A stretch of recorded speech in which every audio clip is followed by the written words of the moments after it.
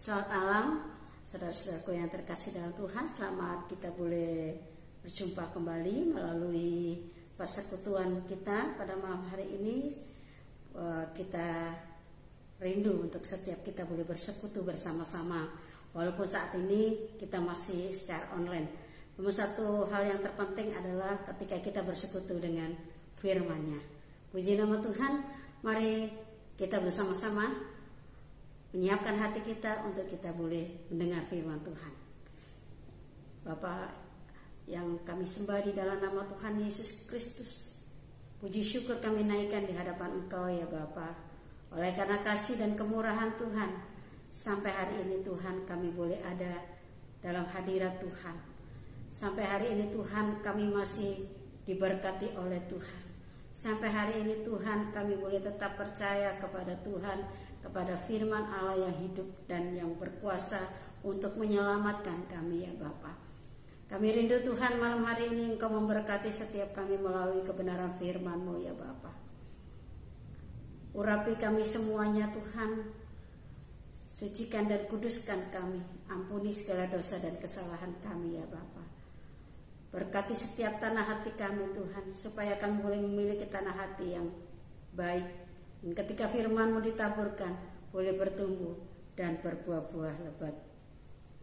Urapi kami Bapa, kami rindu Tuhan, firman-Mu boleh memberkati setiap kami. Kami yakin dan percaya hanya firman-Mu yang dapat menolong kami, memberikan kekuatan, memberikan pengharapan, memberikan penghiburan ya Bapa, dan memberikan kelepasan. Di dalam nama Tuhan Yesus, urapi hamba-Mu yang akan memperkatakannya Bapa. Di dalam nama Tuhan Yesus kami siap untuk mendengar firman-Mu. Haleluya, haleluya, amin. Puji nama Tuhan.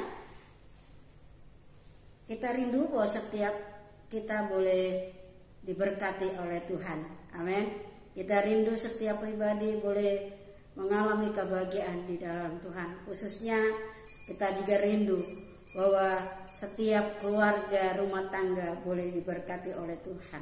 Puji nama Tuhan. Mari kita bersama-sama membuka kebenaran firman Tuhan yang terdapat di dalam Efesus 5 ayat yang ke-27. Ya, Efesus 5 ayat yang ke-27. Demikianlah firman Tuhan.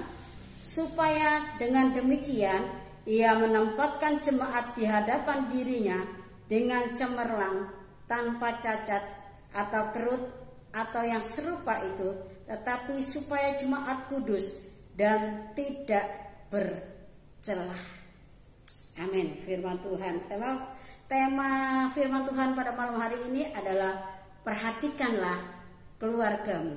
Iya, kalau kita melihat judul perikop di atas adalah itu tentang hidup sebagai suami istri, ya, dimana di situ judul perikopnya adalah kasih Kristus adalah dasar hidup suami istri. Oke, kalau kita baca perikop ini, firman ini biasanya disampaikan kepada putra putri atau setiap pasangan yang akan menikah, ya. Namun Bapak Ibu saudara-saudara, tentu firman Tuhan juga penting bagi setiap pribadi lepas pribadi, rumah tangga lepas rumah tangga. Tidak hanya untuk orang yang mau menikah saja, ya. Mengapa? Ada banyak keluarga-keluarga, ya, rumah tangga yang sudah berjalan melewati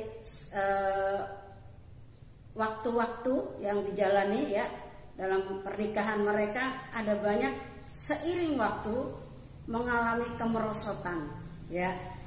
Dikatakan kasih adalah dasar dari, ya, kasih Kristus adalah dasar hidup sebagai suami istri. Itu. Ada banyak rumah tangga tidak mengalami kebahagiaan atau mengalami kemerosotan atau menyusut gitu. Jadi pernikahan awal atau baru menikah ada begitu banyak kebahagiaan yang dialami sebagai pasangan suami istri, ya, atau saya sebut sebagai keluarga, ya, suami istri itu. Tetapi kita lihat ya kenyataannya begitu berjalan seiring waktu ya, ada yang 1 tahun sudah cerai ya, ada yang 5 tahun cerai, 10, bahkan ada juga yang sudah berjalan 20 tahun ke atas bisa cerai ya. Dan ada juga tidak bercerai tapi rumah tangga sudah tidak lagi mengalami kebahagiaan ya, keluarga tidak lagi mengalami kebahagiaan ya. Oleh sebab itu malam hari ini Tuhan rindu ya, Tuhan rindu bahwa setiap kita boleh memperhatikan kembali kehidupan setiap keluarga Kristen ya, karena kita adalah pengikut Kristus seperti yang tadi saya katakan bahwa pernikahan atau keluarga ya, yang dibentuk di dalam iman percaya, yaitu Yesus Kristus sebagai keyakinan kita, yaitu Tuhan yang kita sembah, dan itu menjadi landasan atau dasar dalam pernikahan, dalam sebuah pernikahan dalam keluarga, yaitu kasih. Kalau kita percaya Kristus, kasih Yesus adalah kita berbicara kasih. Kalau kita berbicara Kristus, kita bicara Allah, karena Yesus Kristus adalah Allah kita. Allah adalah kasih ya. Oleh sebab itu firman Tuhan pada malam hari ini sungguh mengingatkan kembali. Mari kita mulai mengingatkan kembali, mau ingat kembali apa tujuan setiap kita membentuk rumah tangga, apa tujuan setiap kita menikah ya, untuk membentuk sebuah keluarga dan untuk rumah tangga. Di sini firman Tuhan telah disampaikan bahwa supaya dengan demikian ia menempatkan jemaat. Jadi seharusnya tujuan kita dalam membentuk rumah tangga, kita harus memiliki dasar yang kuat ya, yaitu dasar yang telah ditetapkan oleh Kristus, yaitu tujuannya adalah menempatkan jemaat di hadapan dirinya ya, untuk menempatkan jemaat di hadapan dirinya dengan cemerlang, tanpa cacat atau kerut atau yang serupa itu, tetapi supaya jemaat kudus dan tidak bercela ya. Keluarga adalah pribadi ya, pribadi ya kan. Kalau kita bicara keluarga itu tidak sendiri, tentu ada suatu bagian terkecil adalah suami istri, kemudian ada lagi anak ya, nanti berkembang lagi ada cucu, ada menantu ya, ada begitu. Jadi kalau kita melihat di dalam Kolose pasal 3 ayat yang 18 itu sampai yang ke-25, di situ ada hubungan antara anggota rumah tangga, ada istri, ada suami, ada anak, ada juga hamba ya. Bapak Ibu saudara-saudaraku yang terkasih, mari kita kembali bahwa tujuan Allah yaitu membentuk keluarga. Allah rindu ya untuk memiliki keluarga. Tadi hubungan suami istri adalah hubungan seperti Allah dan jemaat. Nah, Allah ingin membentuk sebuah keluarga dengan cara memilih kita sebagai umat yang dikuduskannya, dengan cara untuk kita menjadi anak-anak Allah, yaitu melalui kesaksian daripada Roh Kudus, sehingga kita boleh menyerukan ya Aba, ya Bapa ya, yang menjadikan kita anak-anak Allah ketika kita telah mengalami kelahiran kembali ya. Artinya bahwa Allah merindukan sebuah keluarga. Allah juga melalui umatnya, demikian juga melalui setiap keluarga Allah rindu untuk memiliki sebuah keluarga, membentuk sebuah keluarga. Tentu tujuan Allah tadi mengatakan bahwa untuk menempatkan jemaat ya di hadapan dirinya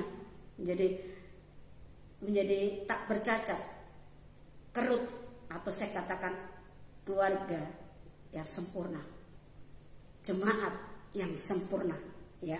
Itulah tujuan Allah. Oleh sebab itu biarlah ini menjadi dasar dari setiap rumah tangga kita.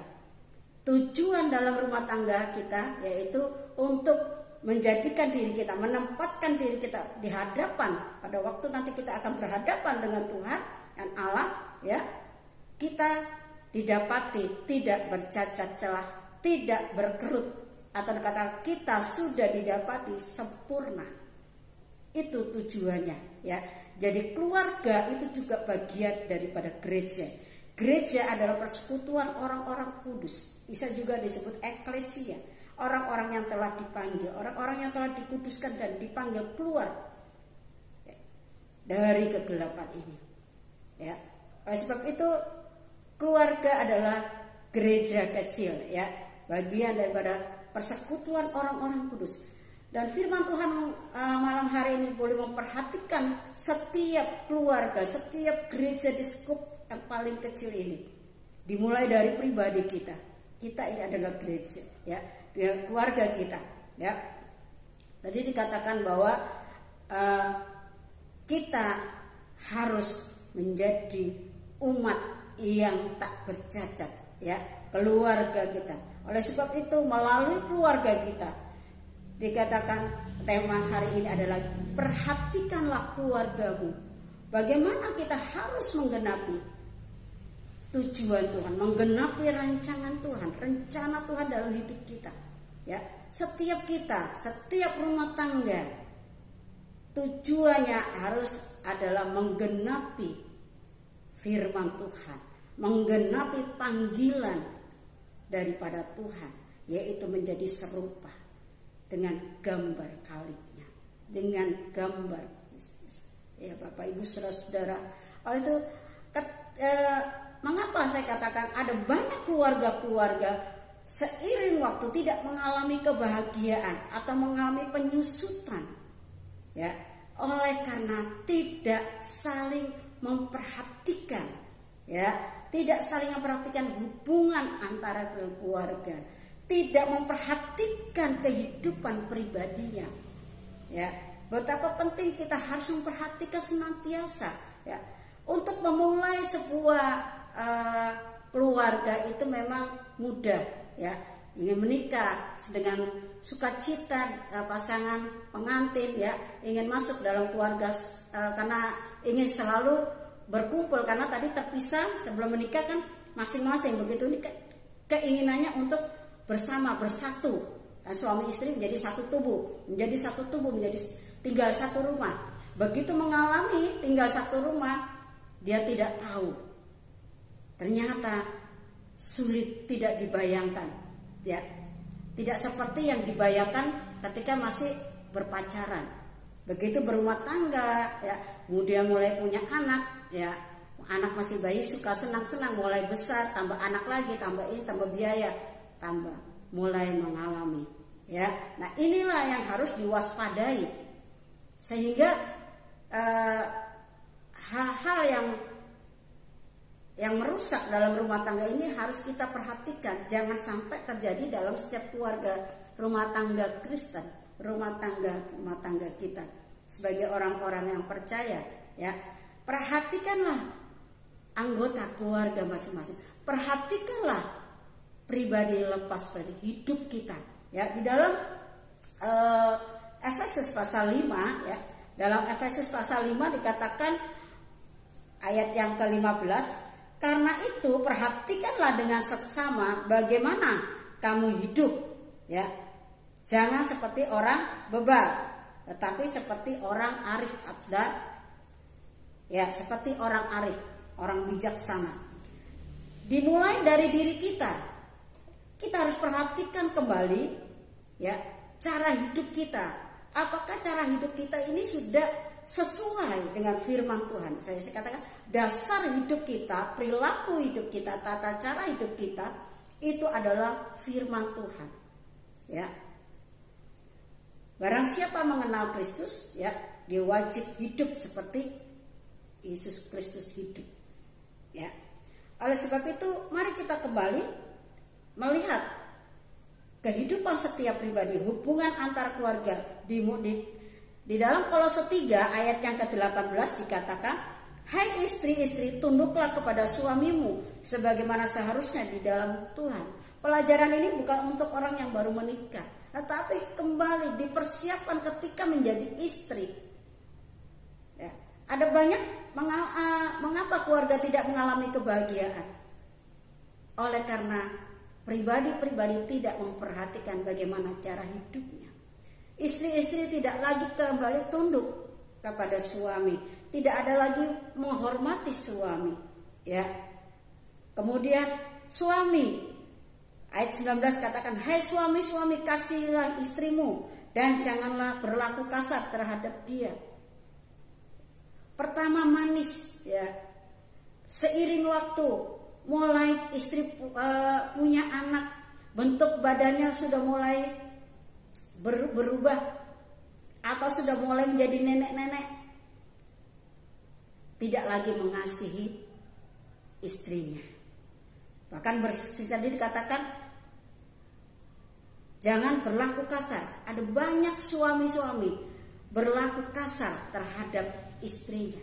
Padahal istri diberikan itu adalah kasih karunia, sebagai kasih karunia daripada Tuhan. Ya, istri diberikan, ya, itu menjadi penolong bagi suaminya.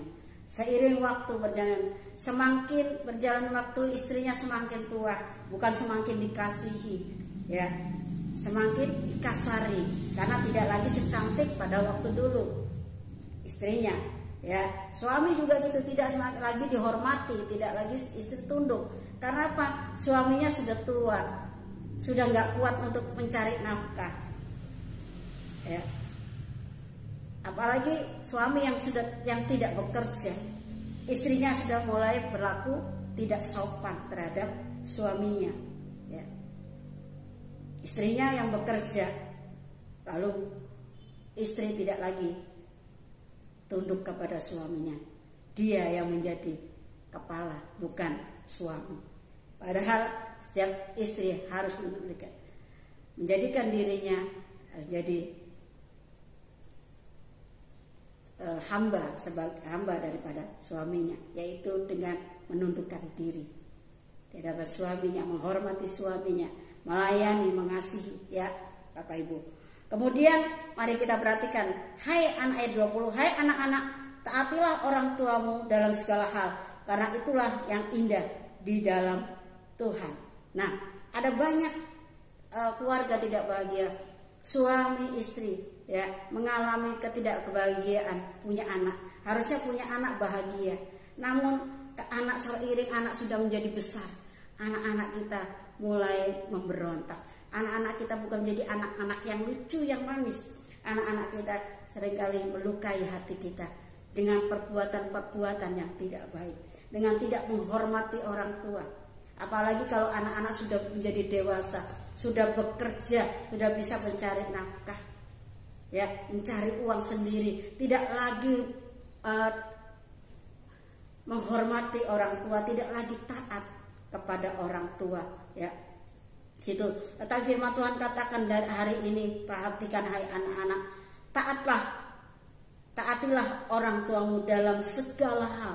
Dalam segala hal, sekalipun orang tuamu mungkin tidak mampu untuk membiayai kamu, untuk memenuhi segala keperluanmu, firman Tuhan katakan hormatilah dalam segala hal. Ya, ada banyak anak-anak yang menuntut orang tua untuk memenuhi segala keperluannya. Ya, karena orang tua tidak bisa memenuhi dia kecewa, dia berontak, dia melawan orang tua.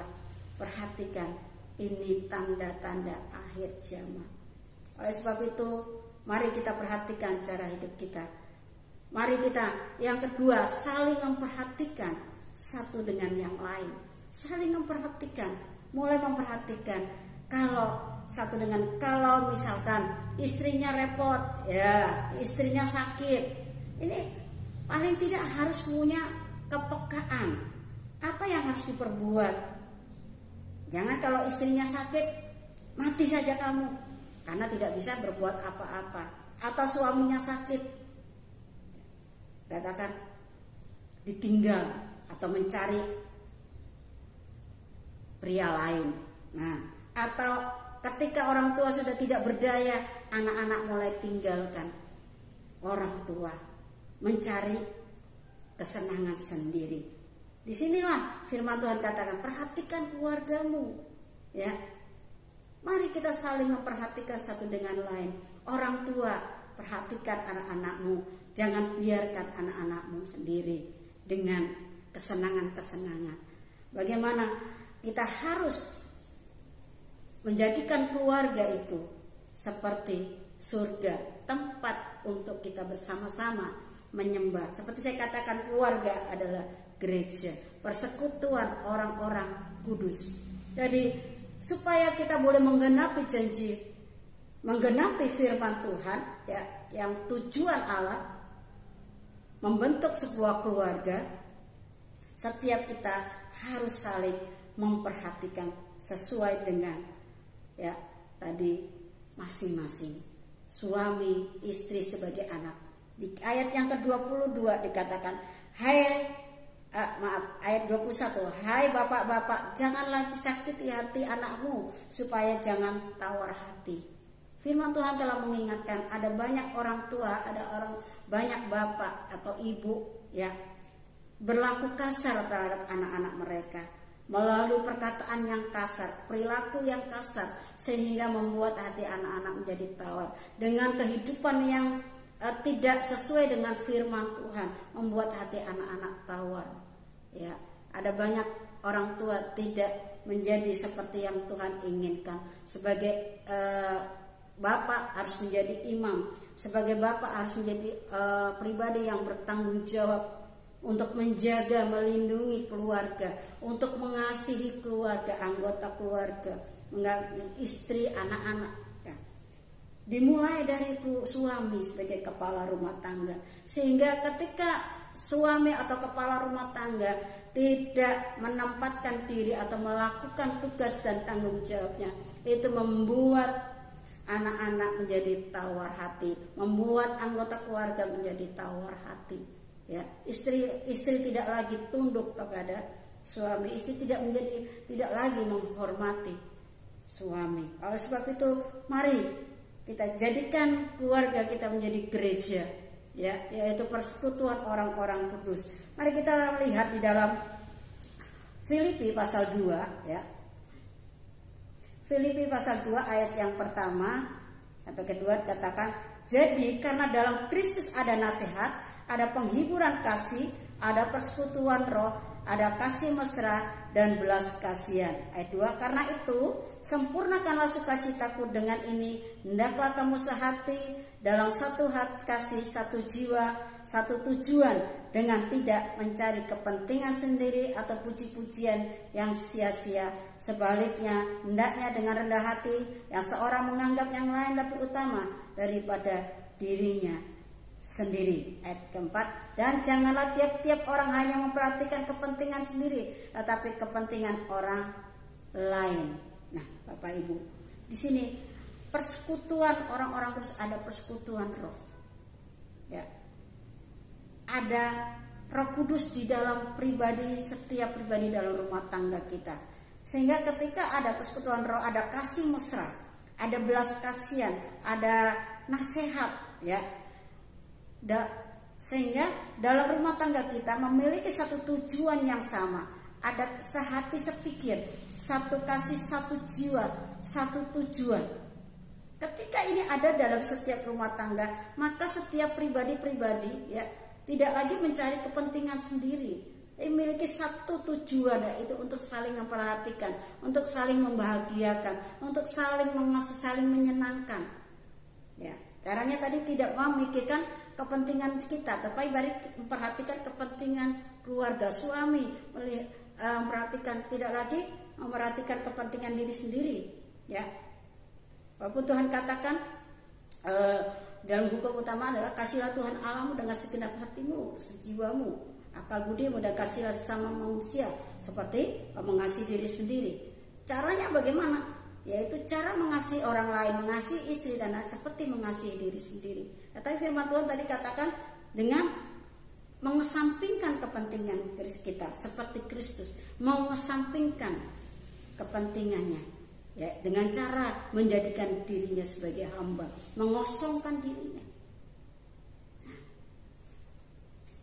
baru kita bisa mengasihi, baru bisa kita memperhatikan satu dengan yang lain. Kembali kepada tadi Kolose, di dalam Kolose tadi, Kolose pasal 3 ya. Di ayat 22 katakan, hai hamba-hamba, taatilah Tuhanmu yang di dunia ini dan segala hal. Jangan hanya di hadapan mereka saja untuk menyenangkan mereka, melainkan dengan tulus hati karena takut akan Tuhan. Nah, Bapak Ibu, pernah saya sampaikan, kita tidak akan bisa menjadi pribadi ya yang taat tunduk kalau diri kita tidak menempatkan diri kita sebagai hamba. Ketika kita merendahkan diri kita, menempatkan diri kita sebagai hamba seperti Yesus, ya, dalam mengosongkan diri, yang menjadikan dirinya hamba, dia bisa taat kepada Allah. Demikian setiap kita keluarga pribadi lepas kita bisa taat kepada Tuhan, menggenapi firman Tuhan, menjadi pribadi yang tak bercacat, menjadi pribadi yang sempurna dengan cara menempatkan diri kita sebagai hamba. Istri, baik walaupun suami dikatakan sebagai kepala, harus menempatkan diri sebagai hamba. Anak-anak harus menempatkan diri, istri harus menempatkan sebagai hamba, sehingga setiap kita boleh memperhatikan, setiap kita boleh mengasihi, setiap kita boleh melayani keluarga kita. Ya, dikatakan apapun juga yang kamu perbuatlah dengan segenap hatimu seperti untuk Tuhan dan bukan untuk manusia, sehingga kita bisa melakukannya. Karena apapun yang kita lakukan untuk keluarga kita, dikatakan seperti untuk Tuhan. Ya, bukankah kita rindu untuk kita melakukan yang terbaik untuk Tuhan? Ya, karena kita adalah ciptaan Tuhan, kita patut, wajib, ya, kita harus hidup atau kita harus memberikan yang terbaik, pelayanan yang terbaik untuk Tuhan. Dan juga melalui keluarga kita mau mempersiapkan keluarga ya, yang diberkati Tuhan. Keluarga yang diberkati adalah keluarga yang bahagia, adalah keluarga yang diberkati oleh Tuhan.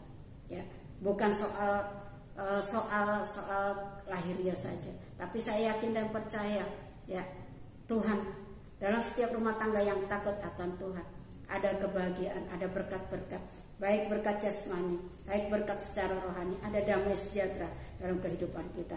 Ada banyak uang tapi tidak ada damai sejahtera, tidak ada sukacita, ya, karena anak melawan, karena anak-anak memberontak, karena istri meninggalkannya, karena suami telah berzina, suami mencari wanita lain. Ya, namun saya katakan ketika ada persekutuan orang-orang kudus, ya, di dalam setiap rumah tangga ada kasih Kristus, maka ada damai sejahtera di dalam setiap rumah tangga, sehingga setiap rumah tangga kita boleh menjadi rumah tangga yang diinginkan oleh Tuhan. Ya, mari kita buka di dalam 1 Timotius 5 ayat 8. 1 Timotius 5 ayat 8 dikatakan,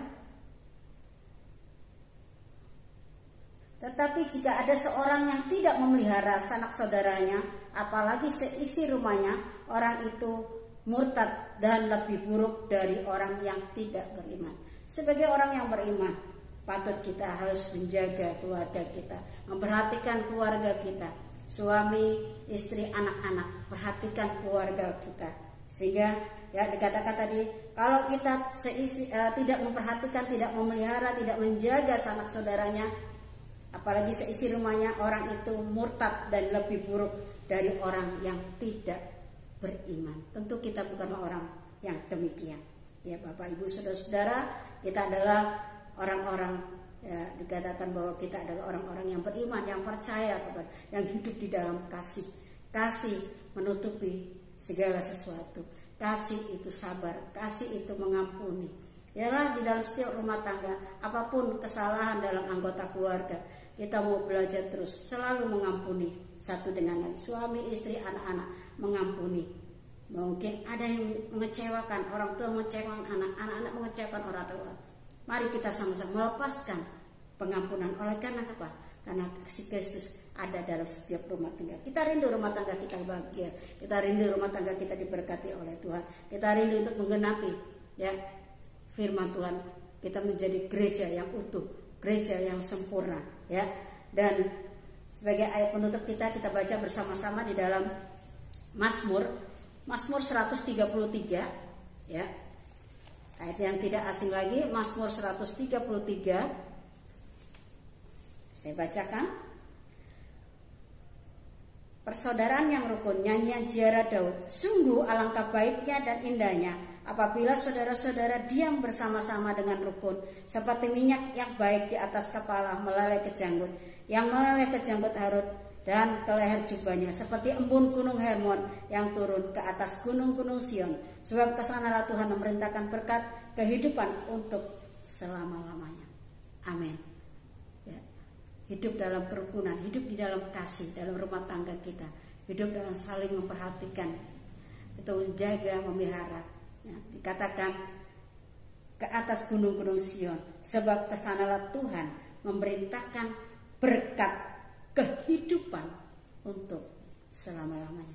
Di nama Tuhan. Haleluya. Ayo kita bersama-sama bersyukur kepada Tuhan untuk firman Tuhan yang telah kita dengar malam hari ini. Kita rindu setiap kita, setiap keluarga kita mengalami kebahagiaan, mengalami keberkatan, yaitu kehidupan untuk selama-lamanya.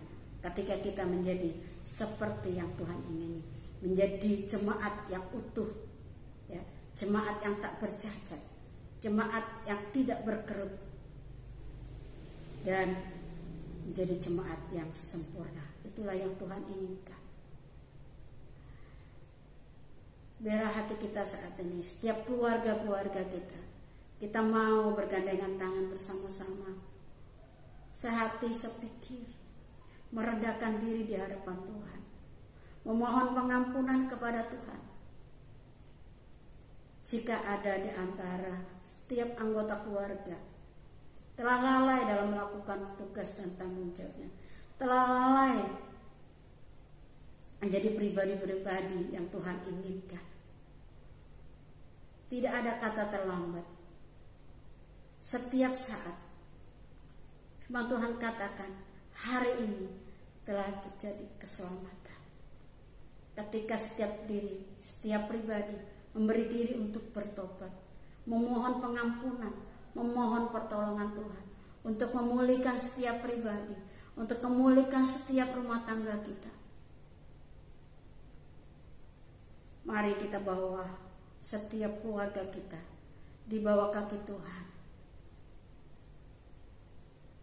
Kita rindu menjadi seperti yang Tuhan inginkan. Berdoalah kepada Tuhan. Kira Tuhan boleh memulihkan keadaan Sion, keadaan rumah tangga kita, sehingga rumah tangga kita boleh keberkatan, mengalami kebahagiaan di dalam Tuhan. Haleluya, haleluya. Terima kasih Bapa yang baik, yang bersyukur malam hari ini Tuhan, jika Tuhan sudah berfirman bagi setiap kami.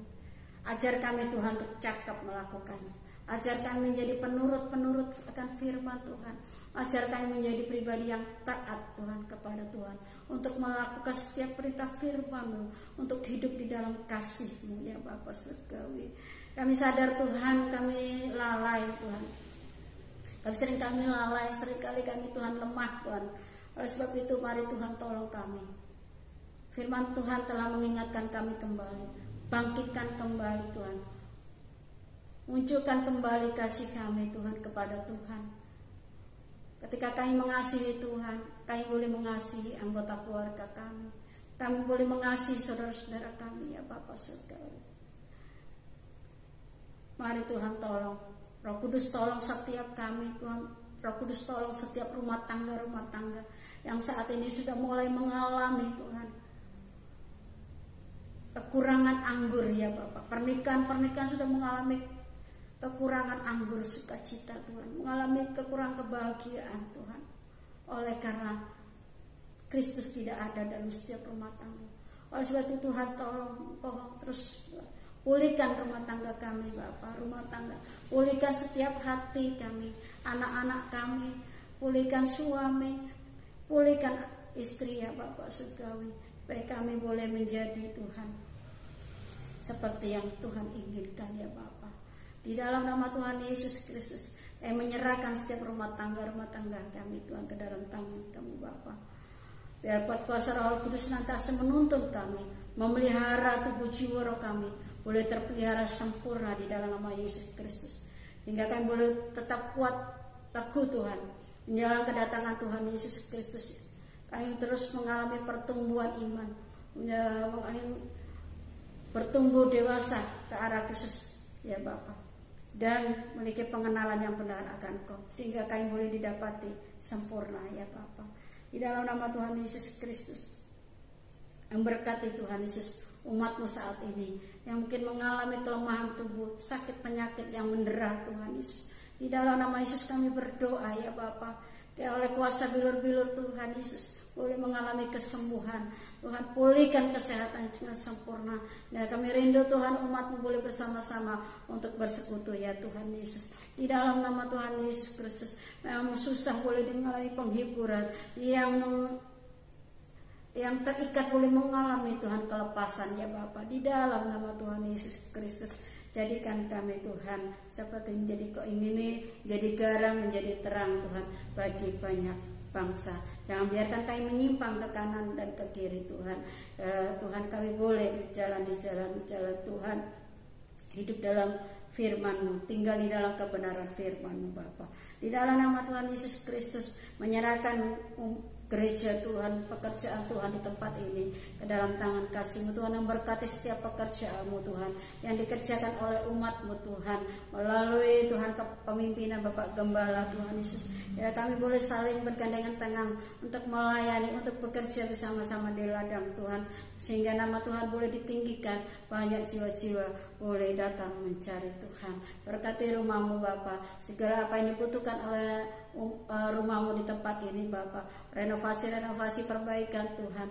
Oh Tuhan Yesus, kami hanya mengandalkan Tuhan, kiranya Tuhan memberkati kehidupan umat-Mu, sehingga melalui hidup kami Tuhan, kami boleh memberkati Tuhan pekerjaan-Mu di tempat ini, melalui setiap persembahan yang boleh kami persembahkan Tuhan, kiranya boleh menjadi berkat Tuhan bagi pelayanan pekerjaan Tuhan di tempat ini ya Bapa. Di dalam nama Tuhan Yesus Kristus, berkati Tuhan bangsa negeri kami Indonesia, berkati dengan keamanan, ketentraman, kesejahteraan dan keselamatan yang daripada Tuhan. Berkati pemimpin-pemimpin kami dalam menjalankan tugas-tugasnya dan tanggung jawabnya kepada bangsa kami Indonesia. Tuhan, mereka boleh bekerja dengan adil, dengan bijaksana, dengan jujur ya Bapa, sehingga boleh tercipta Tuhan, negeri kami boleh tercipta keamanan, ketentraman dan kemakmuran atas bangsa negeri kami. Terima kasih Tuhan Yesus, kami boleh menyelesaikan ibadah kami Tuhan pada malam hari ini. Kiranya Tuhan yang menyempurnakan ibadah kami sebelum kami berpisah satu dengan yang lain ya Tuhan. Kiranya Tuhan memberkati kehidupan kami, tutup bungkuslah jiwa tubuh kami dengan kuat kuasa darah Kristus ya Bapa. Di dalam nama Tuhan Yesus Kristus, Bapak Ibu saudara-saudara yang dikasihi Tuhan, marilah kita bersama-sama menerima berkat yang datangnya di dalam nama Tuhan Yesus Kristus. Diberkati engkau yang datang kepada Tuhan Yesus, diberkatilah rumah tanggamu, anak cucumu, diberkatilah hidupmu, diberkatilah pendidikanmu, diberkatilah keluargamu, diberkatilah pekerjaanmu, diberkatilah tangan-tanganmu, apa yang engkau buat menjadi berhasil, diberkatilah lumbung-lumbungmu, diberkatilah buah kandunganmu, diberkatilah keluar masukmu, diberkati hidupmu supaya hidupmu menjadi berkat bagi banyak bangsa. Terimalah berkat anugerah damai sejahtera dari Allah Bapa di surga, cinta kasih dari Tuhan Yesus Kristus, persekutuan Roh Kudusnya menyertai saudara dan saya dari sekarang sampai Maranatha. Tuhan Yesus datang untuk menjemput kita sekaliannya di dalam berkat nama Tuhan Yesus Kristus. Haleluya, amin. Di nama Tuhan, shalom, selamat malam.